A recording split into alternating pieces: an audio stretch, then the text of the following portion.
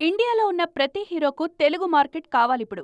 ఇక్కడ మార్కెట్ సంపాదిస్తే ఇండియాపై పట్టు సాధించినట్లే. అయితే మార్కెట్పై చూపించిన శ్రద్ధ తమ టైటిల్స్పై చూపించట్లేదు.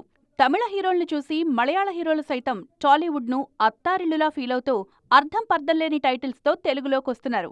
తాజాగా పల్లె చట్టాంబి అనే మరో సినిమా వస్తోంది. టొవినో థామస్ హీరోగా వస్తోన్న సినిమాకు పల్లి చట్టాంబి అనే టైటిల్ పెట్టారు. దాని అర్థమేంటో తెలీదు.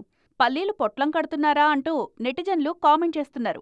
ఆ మధ్య సూర్య సినిమాకు కరుప్పు టైటిల్ కన్ఫర్మ్ చేశారు. గతంలోనూ ఈటీ, కంగువ అంటూ తమిళ టైటిల్స్తోనే వచ్చి విమర్శల పాలయ్యారు సూర్య. అయినా కూడా మారలేదు. శివకార్తికేయన్ నటించిన ఐలాన్, అమరన్ తెలుగులో అవే పేర్లతో వచ్చాయి. కంటెంట్ బాగుండి అమరన్ హిట్ అయింది కూడా. మదరాసి అదే పేరుతో విడుదలైంది. ఆ మధ్య కొత్తలోక కూడా అదే పేరుతో తెలుగులో విడుదలై విజయం సాధించింది.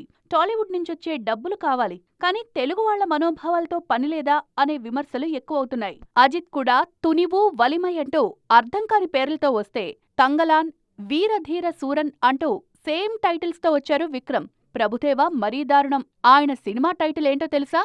ఉల్పా. మోహన్ లాల్ తుడురం, ఎంపురాన్ అనే పేర్లతో వచ్చారు. రజనీకాంత్ సైతం వేట్టయాన్గా వచ్చి విమర్శల పాలయ్యారు. మరి దీనికి అంతం ఎప్పుడు?